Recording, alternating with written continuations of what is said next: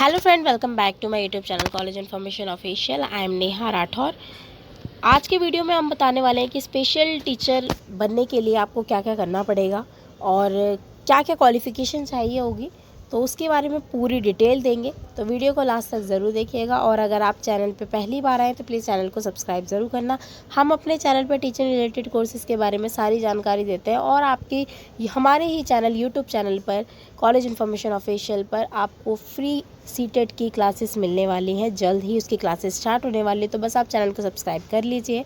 Start करते हैं। Special DElEd करने के बाद गवर्नमेंट टीचर कैसे बनेंगे और क्या क्या डिटेल है इसके बारे में सब कुछ बताएंगे, ठीक है। तो देखिए, सबसे पहले तो क्वेश्चन आता है कि स्पेशल डीएलएड कोर्स क्या है। देखिए, सबसे पहले ये कोर्स 2 इयर्स का कोर्स होता है जिससे डिप्लोमा कोर्स बोला जाता है। ये आरसीआई के से अप्रूव्ड कॉलेज होता है, ठीक है। आरसीआई से अप्रूव्ड मान्यता प्राप्त कॉलेजों में कराया जाता है, ठीक है। एक चीज़ ध्यान रखना कि जो उसी कॉलेज में एडमिशन लेना जो कॉलेज आरसीआई से अप्रूव्ड हो, ठीक है। उसके बाद इसमें क्या पढ़ाया जाता है आपको, तो ये देखिए, इसमें आपको ट्रेनिंग दी जाती है कि जो लर्निंग डिसेबिलिटी वाले बच्चे हैं उनको कैसे पढ़ाया जाता है। मतलब कि जो किसी भी दिव्यांगता से ग्रस्त हैं तो उनको आप कैसे पढ़ा सकते हैं, उनको कैसे समझा सकते हैं, ठीक है। तो देखिए, सबसे पहले कोर्स क्या क्या होते हैं ये देख लेते हैं हम। बाकी डिटेल में कोर्स की भी वीडियो बना चुकी हूँ, तो आप अगर नहीं देखी आपने तो मैंने डिस्क्रिप्शन में उसका लिंक दे रखा है, आप वहाँ जाके विजिट कर लीजिए, ठीक है। और चलिए देखते हैं कौन कौन से, बाकी मैं शॉर्ट में बता देती हूँ आपको। हेयरिंग एम्पायरमेंट कोर्स आपका HI जिसे बोलते हैं, ठीक है। और आपका विजुअल एम्पायरमेंट है जो आपका VI है। ये देखिए, हेयरिंग मतलब जो जिन्हें सुनने में दिक्कत होती है, विजुअल मतलब जिन्हें देखने में दिक्कत होती है, ठीक है। इंटेलेक्चुअल डिसेबिलिटी जिन्हें समाज में लोगों से बोलने में दिक्कत होती है, ओके। और मल्टीपल डिसेबिलिटी मतलब कि इससे नाम से ही समझ आ रहा है कि मल्टीपल डिसेबिलिटीज़ जिन बच्चों को होती है तो उन बच्चों को कैसे पढ़ाया जाता है, ठीक है। ये कोर्सेज आपको करवाए जाते हैं कॉलेज में। 2 इयर्स का कोर्स होता है, ठीक है। बाकी मैं डिटेल में बता चुकी हूँ उस वीडियो में, तो आप वो वीडियो ज़रूर चेकआउट कीजिएगा। इसके बाद आगे चलते हैं कि जब आप स्पेशल डीएलएड कर लेते हैं तो आपको क्या क्वालिफ़िकेशन मिलती है, ठीक है। तो देखिए, यहाँ पे जब आप कर लेते हैं स्पेशल डीएलएड तो आप क्या कहलाते हैं। सबसे पहले तो आप एक स्पेशल एजुकेटर कहलाते हैं और स्पेशल टीचर कहलाते हैं, ठीक है। उसके बाद आपको ये कोर्स पूरा करने के बाद आपको RCI CRR नंबर देती है, जिसे हम रजिस्ट्रेशन नंबर बोलते हैं, ठीक है। जो प्रूफ होता है कि आपने एक मतलब कि आपने recognised your authorised special teacher हैं, कि आपने एक यूनिवर्सिटी जो RCI से अप्रूव्ड कॉलेज है उससे किया है और ये RCI से अप्रूव्ड है, ठीक है, ऑथराइज्ड है, ठीक है। तो आप ये टीचर बन जाते हैं। इसके बाद आप कहलाने लगते हैं। फिर इसके बाद आगे का प्रोसेस देखते हैं। देखिए,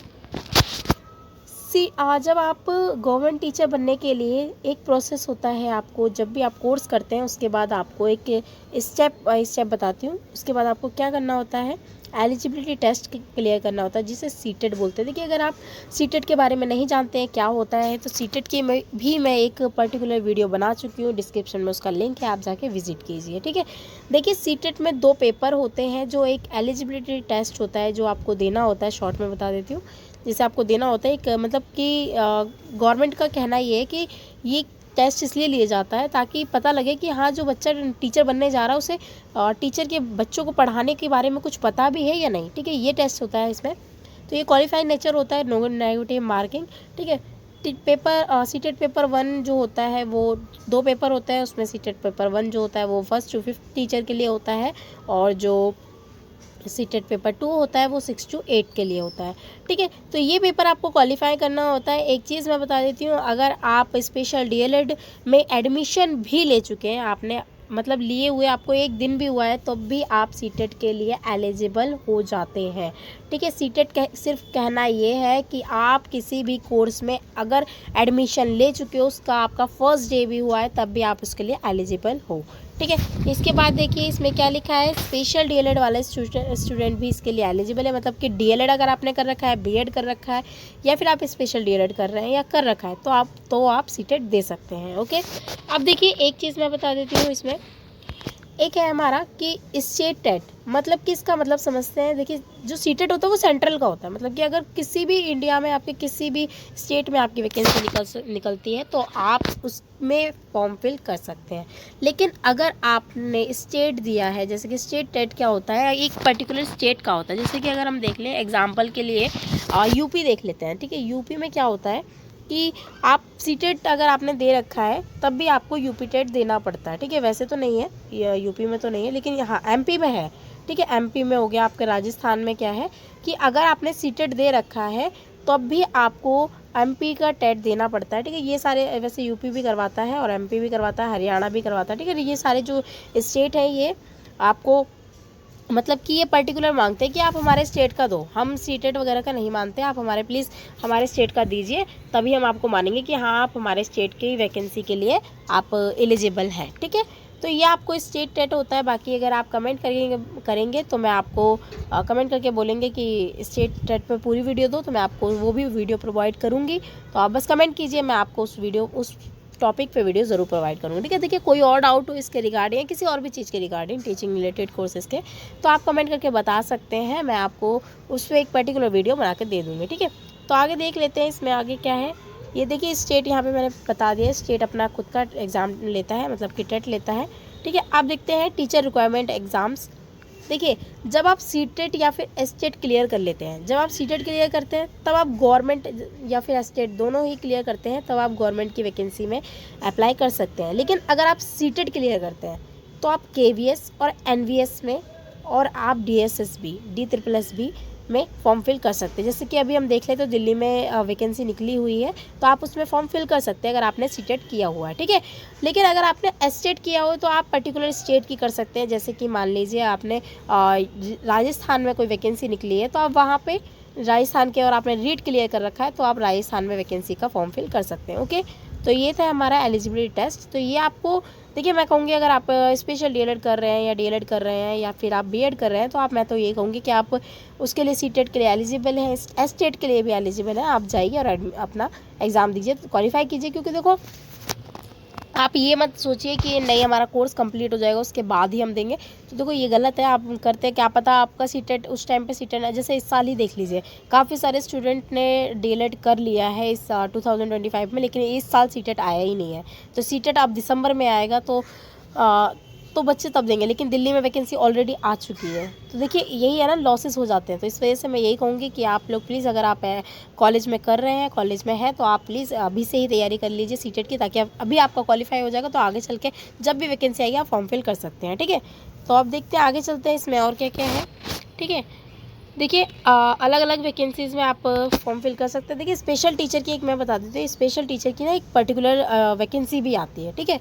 मतलब कि स्पेशल टीचर अलग अलग स्टेट में क्या होता है, बहुत सारे स्टेट्स ऐसे हैं जहाँ पर स्पेशल टीचर की पर्टिकुलर वैकेंसी निकाली जाती है। बाकी तो मतलब कंबाइंड कर देते हैं ऑलमोस्ट जो भी हम स्टेट्स देख रहे हैं। जैसे अगर दिल्ली में ही देख लें तो अभी कंबाइंड में निकली है कि स्पेशल टीचर भी अपना फॉर्म फिल कर सकते हैं। तो वही है, तो आप अलग अलग स्टेट्स में अलग पर्टिकुलर वैकेंसी भी आती है और पर्टिकुलर सब जैसे आपने कोर्स होता है पर्टिकुलर कोर्स पे भी वैकेंसी आती है, ठीक है। तो काफ़ी अच्छे वैकेंसीज़ होती है इसमें भी। चलिए आगे देखते हैं सिलेक्शन प्रोसेस क्या होता है। देखिए सिलेक्शन प्रोसेस जो होता है वो आपका होता है, सबसे पहले आपका रिटन एग्ज़ाम होता है और फिर उसके बाद डॉक्यूमेंट वेरिफिकेशन होता है।